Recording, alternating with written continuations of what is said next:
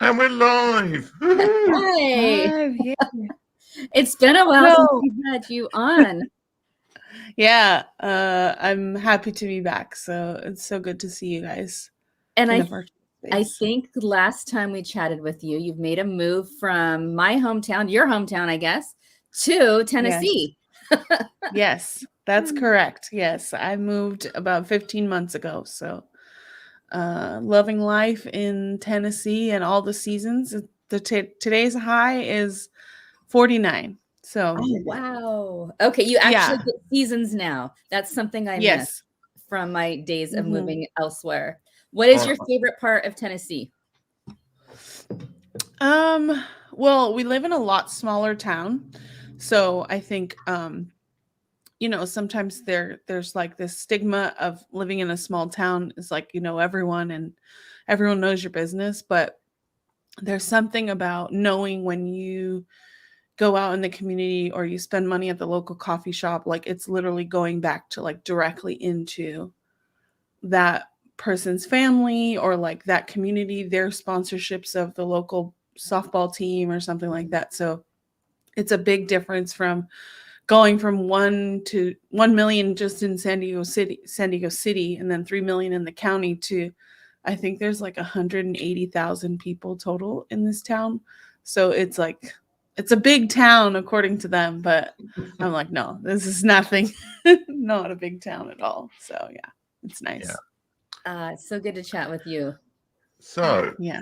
for those people who didn't catch the last interview and don't know anything about you, and also the fact that you now seem to have a new LinkedIn description of virtual event producer, which is slightly Yeah. different from live stream producer. Can you talk about Yes. who you are and what you do now, Yes. as opposed to what you did the last time we had you on the show? For sure, yeah. I have always been in marketing. Live streaming was kind of just a channel that people used, even pre-pandemic. Yeah, And you guys know that. I don't know how often you were doing it. I know Tim, you've been in all this world a lot.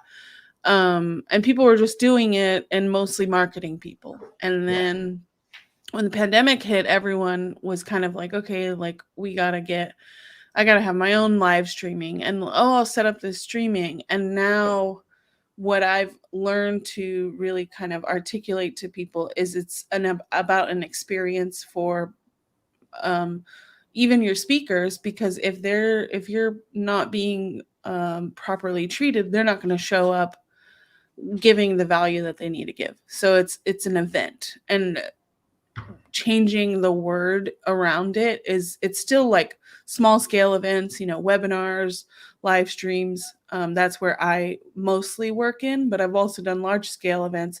And there's that switch from not just thinking about what you're presenting in terms of content, but what's the experience for the users, and how can they continually connect with the people that are on screen. What are they going to get for watching this live stream, and how does it present not just live but like further, like is it being repurposed, is it living on the website? And I mean, when you think about it, like that's an event, that's not just, hey, I'm going to click yeah. go live and talk about it. And so that's kind of the need for me to switch a little bit in terms of the articulation, but the tasks kind of remain the same. And then they approach me in a different way, because it's not, oh, like, why would you just turn on my like go live? Like that's easy, Yeah, but you all know what it takes to produce yeah, consistency. What you're doing every week, or however often you do it, whenever you take breaks and stuff like that. It's not easy. I would say it's easy for you guys because you've been doing it a long time, but someone who's not into it is clueless of all the behind the scenes. So yeah. Marissa, what is the difference between a virtual event and just doing a live stream? What is the big difference? Yes. So elaborating on that is kind of you have to present it in a professional way. yeah, If I And one of the things that I'm working on right now is kind of I mean, people learn in different ways. Like I can tell them, I can write 7 steps to like you're showing up properly for speakers. They still don't come properly prepared, Yeah. right? So people learn maybe through video or through audio. So one of the things is like I'm kind of hammering down, and you all are showing up with light on your face and like looking into the camera screen because you're well well experienced in this. But there's people like, I'm gonna move my webcam really quick, like speakers showing up like this, and I'm just like, but you're a professional, right? So like you gotta either, and but it's not their area of expertise, so I get it and I understand why they don't think about what the user sees, right? You have to show up like as if you're stepping on stage in person, right? You're not gonna wear sweatpants or like not have a good mic on you when you're Oh, speaking in hoodie. front of a crowd. Yeah, I mean this is different, it's more Yeah. casual, but like, you're not gonna, if I'm working with an organization and they have speakers, we treat it like a live event because you have to, it's a representation of their brand, but also a representation of these speakers. And so there's a lot of different elements that like people don't think about when they're creating these live streams, because they're just like, oh, I got to get it out. Like, oh, this is something we have to do. And then, even before that, like, how are people registering? Is it just like a social media post, or is it like, do you want to grab emails? And that's like an event. It's not the simple, like, oh, let's hit go live or let's go in the studio. And yes, you can do that. I mean, there's different scales of doing that, but you guys know how to plan this. It takes coordination. Then what about if I didn't show up? Well, maybe I forgot about it. It's not on my calendar. Like I didn't get a reminder. I didn't get the link to show up. Like there's all these things that people don't think about when they're setting these up. And so that's the main difference, is going from a not coordinated type live stream to an event that's virtual. And, we're all in 3 different locations. People don't know that. They don't need to know that, So what kind of rate? So let's say you've got somebody you work with on a smallish project, and that may be something they could have done themselves, up to like a big, huge event. So what would you say is the small range of project you work on, a medium-sized one? What does a massive virtual event require in terms of somebody to do? Yeah, great question, because when people are like, oh, what do you do? And I'm like, all the things, Yeah. all different levels. An example is a business professional that on the lower scale that needs video content on a regular basis, consistent, and maybe needs it also repurposed into blogs and social media posts. So there's one that I do for a real estate agent that's not in my locale. She's in Texas. And she has basically her trusted business professionals show up, and I create the run of show for her. I send out the guest information. I make sure the guest is like well lit and you can hear the sound. And really, she's the talent. Like she's showing up in the studio and like asking the questions that are in the run of show, kind of, obviously running the show. I'm not on screen. And then we turn it into a blog. We turn it into multiple social media posts. And we're really only using 2 hours of her time, maybe like 30 minutes of like admin time where she's like coordinating with the guest, or she's just sending like an email like, oh, this person's going to be next. And then she has a whole LinkedIn like content plan and strategy because it's going out to her social media. That's on the lower level. And then mid-level is like a webinar series. So I work with an American Association of Suicidology, and they have events around World Suicide Prevention Month and like those very heavy topics, but they're not every week. It's evergreen content. It's more of a conversational type thing that they want to get awareness. And those are every 2 or 3 every quarter, maybe, it just depends on the content plan that they have. But we don't repurpose my house doesn't repurpose them for them. We just provide the day of production. But, those are 4 or 5 hour events. You have to coordinate with the speakers, make sure they're on time, make sure they're all sounding good, because this is a representation of that brand. And that's like, periodic webinars. And then the larger scale is like these big conferences where people are no longer flying in. They're not putting up speakers in hotels. Still, events are still kind of, wishy-washy with hosting those speakers. And that's me. I worked on a project like that. There was a team of 30 people working on it. And there's everyone from content managers to speaker managers and the speaker manager is just communicating with them like, okay, we're going to need you on this day. This is what your presentation is about. Let me look at your presentation. And then all the way to like people like me that are hitting the record button and making sure they look good and sound good. And the stream is recorded smoothly, because you need that to do virtual recording. And that, that's a team of 30 and probably even more that I don't even see, because I'm brought in like at the end of the project. But the planning started for the last big one it started in June, and the recording was end of August to middle of September. And the conference was end of September. So that's 4 or 5 months of planning. And you kind of have to know all aspects. You may only do one role, but you have to know like, okay, like it's a whole thing, right? So they can be very elaborate and lots of spreadsheets and all of that stuff. So yeah. Tim, I didn't remember. It's your turn to ask a question, Christiane. That's all right. I could ask. This is why we need to hire Marisa, because in the comments box, it's like, Christiane, it's your time to ask. Right. I couldn't remember if it was my turn or not. I'm such a person who will keep asking questions. I was trying to be gracious. Yeah. I have got another question actually, but it was a boring question that needed another question in between, I think. So Tim's not used to me being gracious. He's used to me just jumping in. Okay, I do Marisa. I actually work with a company who our entire program is a virtual event. So we read and engage young readers. It's run entirely virtually. I've also done workshops that are what I would consider virtual events. And then of course we do these live shows. I know running a virtual event is intense and incredible.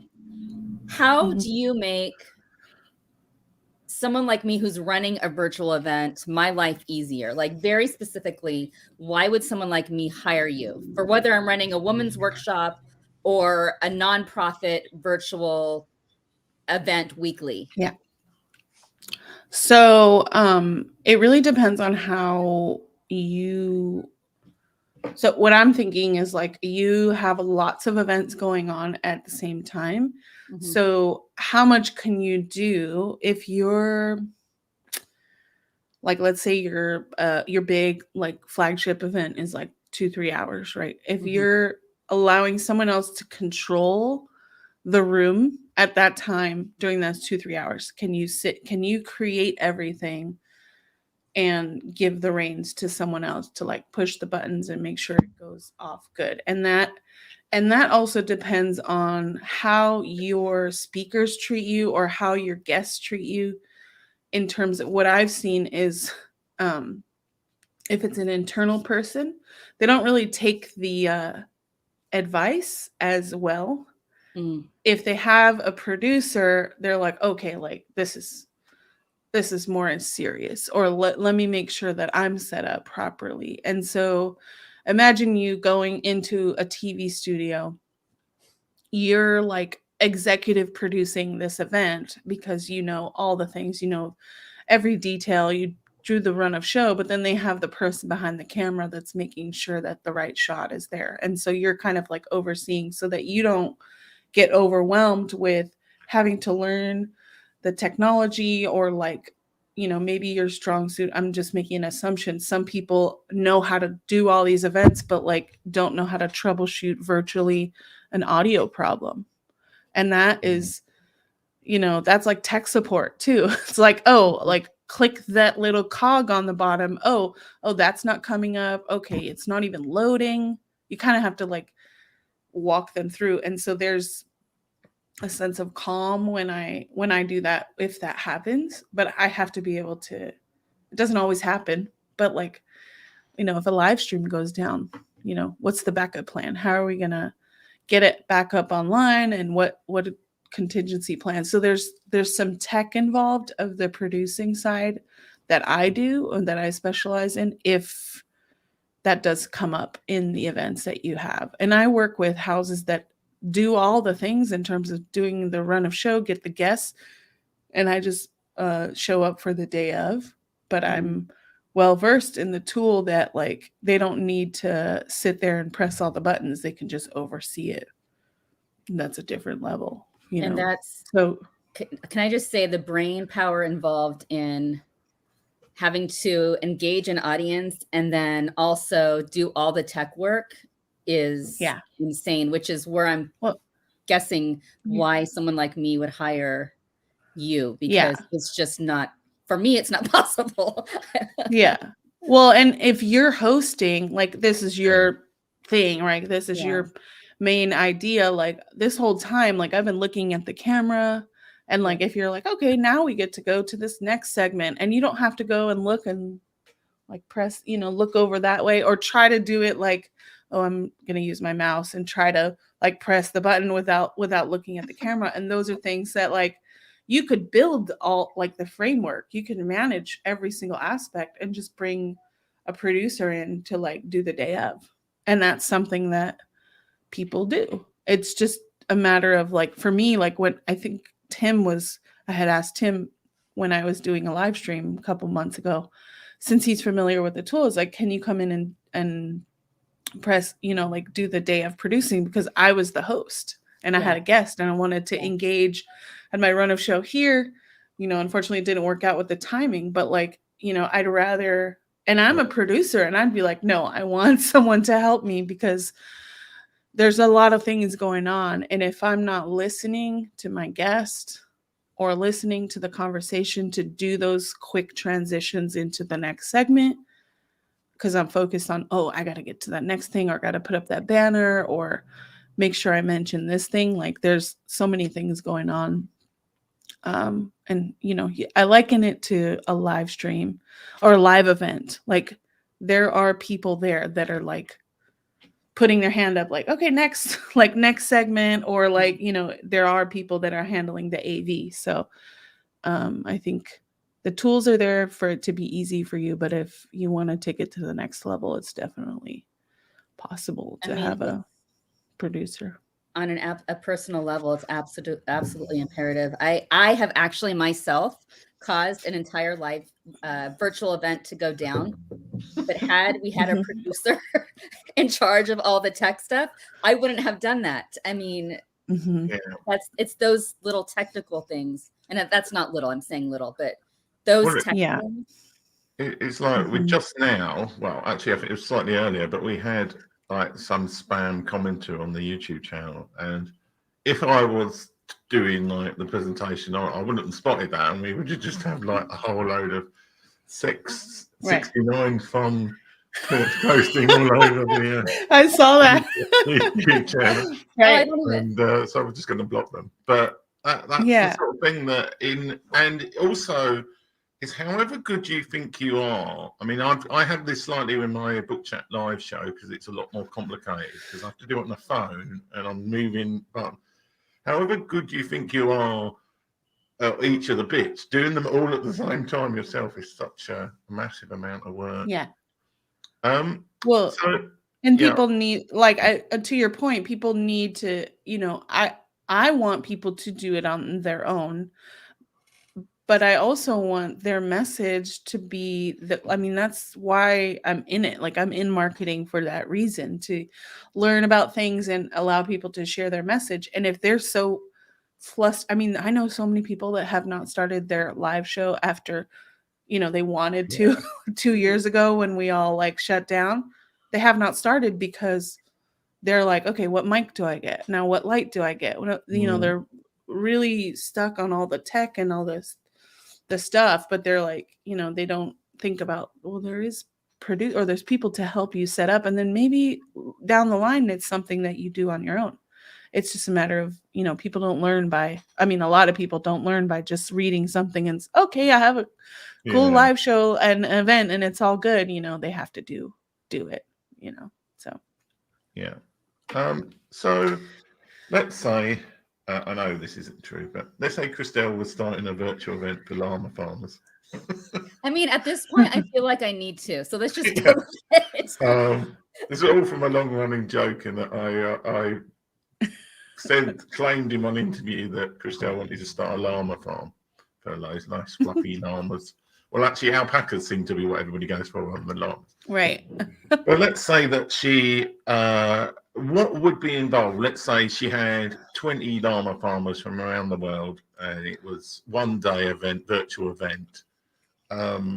What would you, if you were brought in and paid, like, I don't know, money to just give consulting advice, what would you be in terms of what kind of software should she use, and what sort of things should she think of? What is involved in arranging one of those events? Yeah, so I think, there's a lot of components involved in building an event. Yeah. And I think one of the first things is really what is the desired goal for the users, because then you can work backwards from that. Like, is it a weekly show? Is it a podcast? Or is it a video cast turned into a podcast? Is it a webinar series where they're going to be tuning in every couple months? Like, the cadence, I think, is also important, because that allows you to then set your goals and your tasks. Then you come into like a branding perspective, like, how long is your show? How long, are you going to have, is it just you on the farm with the llamas, or is it you bringing in llama experts, or is it you bringing in people that love llamas? And that's like so many different ways to kind of get that content out there. But then when you start setting it up, I have on my website is a live show checklist, and it kind of gives you all the different aspects from a branding perspective, from a tech perspective, promotional, all of that. And I did that because I want people to do it on their own, but I also want people to realize it's not just hitting go live. There's so many different aspects that I think a lot of people focus on, like, this is what I want to talk about, but they forget about how they're showing up, like in terms of lighting, right? Like, I've had speakers that are like in dark rooms, and I'm like, no, that's not going to work for you. It's not the best way to present yourself. That thing is kind of like indicating like all the different tasks that are involved in setting it up. So, and then, once it's done, now what do we do with it? Like, is it a podcast? Is it going on your YouTube channel, or is it streamed to your YouTube channel? Is there editing involved? Are we doing social media posts? I mean, there's so many different ways that this core of a live or simulated live piece of content can turn into. And so that's kind of like, if you want to get all the things, I mean, I could go through all the steps, Tim, but I think we would be here too long, llama or like llama cast, like that would be awesome. I can tell you're one of the few people that actually looks at the comments thing on the side. I mean, we're getting there. Yeah. That's Mr. Hi, Mr. Crisell. Yeah, hi, Mr. Crisell. But yeah, I mean, there's just so many elements. I think a lot of, I mean, I don't even have my own live show, because I know how much it takes to do a really good one and make it repurposable, or like if I do one, it's like every couple months, but then it takes a while for me to prep it, because I want to make sure like it's not just me talking. I'm going to bring in a guest. There's going to be a commercial. There's got to be a call to action. Like, there's got to be something that I'm offering, even if they don't show up live, right? Like, thinking that they may watch it later on, or it's on my YouTube channel and they'll watch it later on, and then there's something involved, so there's I just don't do it because it's Yeah. time consuming for me. You know how it's supposed to be done, so you're not foolish Yeah. enough to attempt it.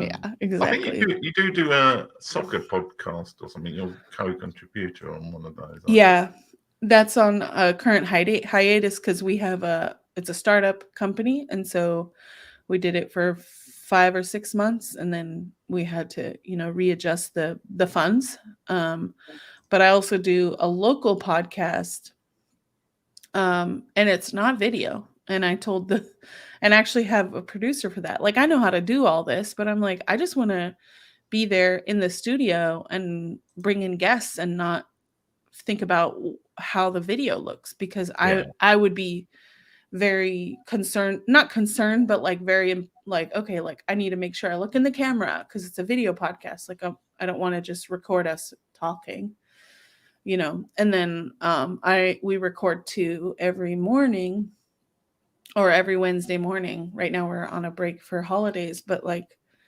I don't want to have to change my outfit like every episode. So I'm like, I'm just gonna do an audio one. But that's even, that's like getting guests. We have to schedule, we Yeah. have to write the description. I mean, there's so many elements involved, and we have help with putting it out as a podcast, but we still have to bring in the guests and write the descriptions and promote it.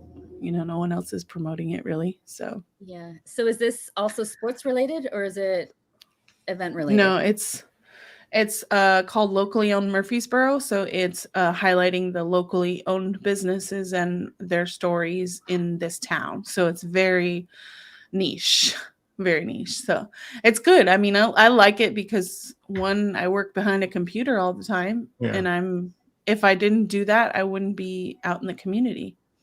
So, my hope is one day to, work with a local business that realizes the value of it. But I'm good either way. It's not it's to build relationships, and I get to learn about the people in this town a lot, so that's I think the purpose. the stories behind locally owned businesses are sometimes just absolutely phenomenal. So share with us before we end one of your favorite stories that you've heard from a local business. Yeah, we just had my chiropractor we had on, which is kind of funny because it's like I'm having all my people that I go see. They are from Minnesota, and they happened to find, I guess, a chiropractor school down here, or they knew people down here. Him and his wife were working for like a chiropractic office, and they wanted to open up their own business. And one of the guy's clients was like really enthralled by his energy and like who he was, and was like, what do you want to do? And he's like, I want to bring, health, through our young people, and, chiropractic, all of that. And and it's a small town, right? So there's a coffee shop, and then across the street, there's like this really like this building that had a lease, and they they're very Christian, so they were like praying over this building, saying like hopefully they eventually end up. And like, long story short, it opened up, like the guy basically funded his business, and the lease opened up, and they were able to open their business right there in the like kind of like in the town square. It's like a few blocks from the town square.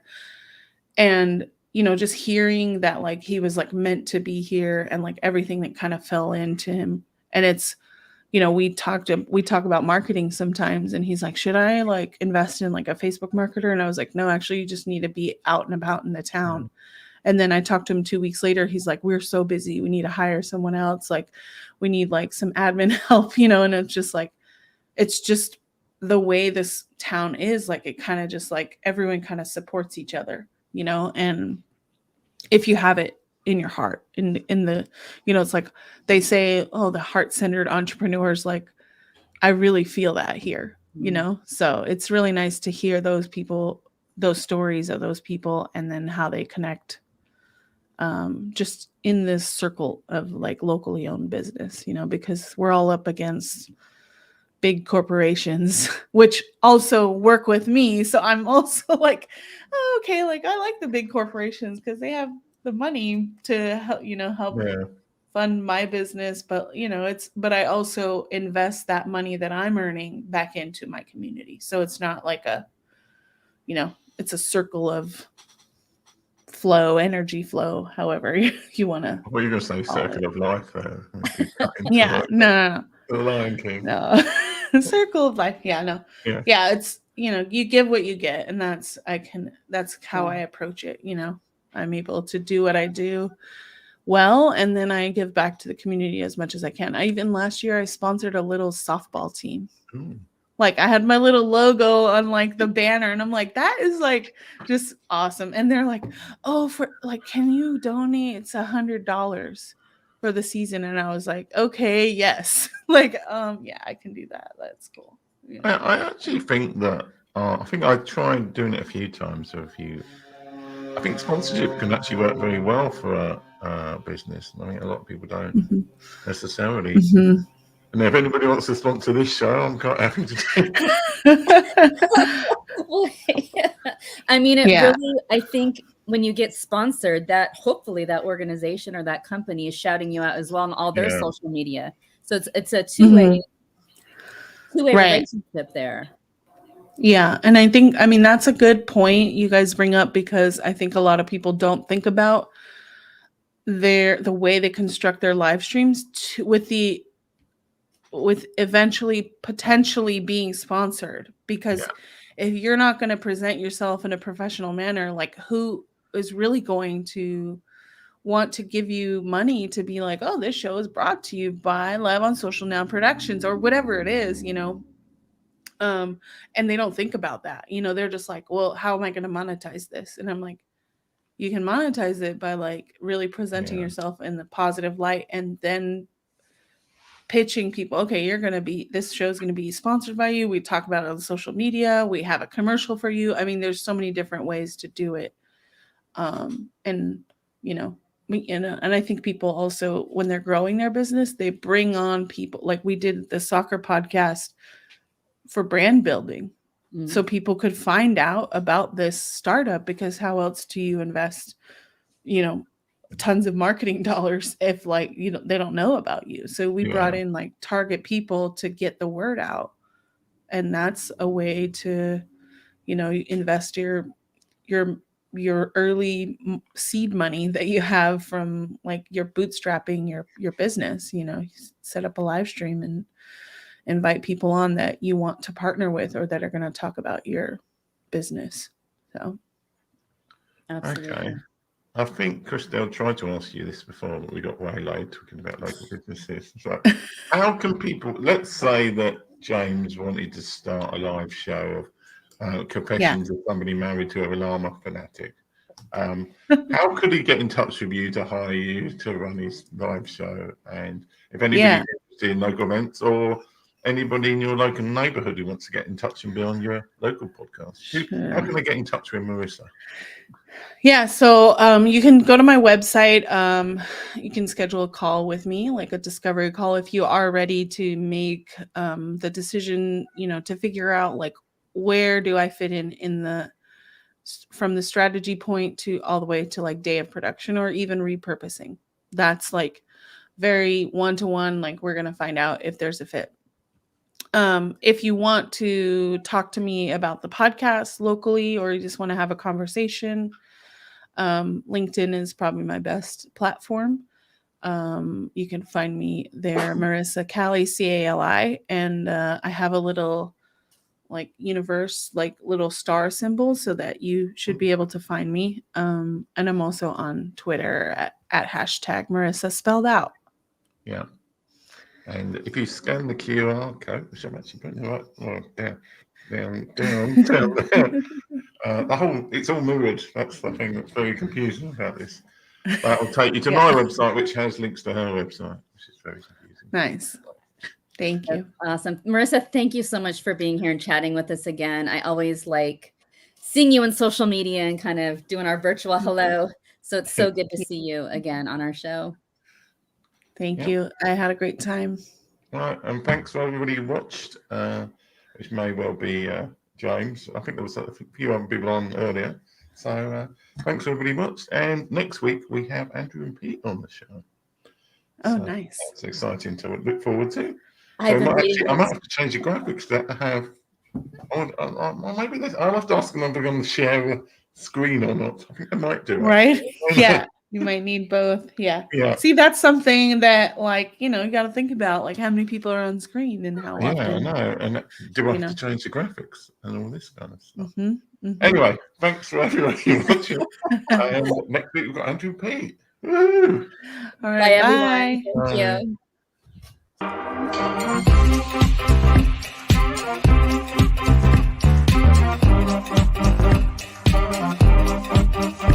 This is what God requires.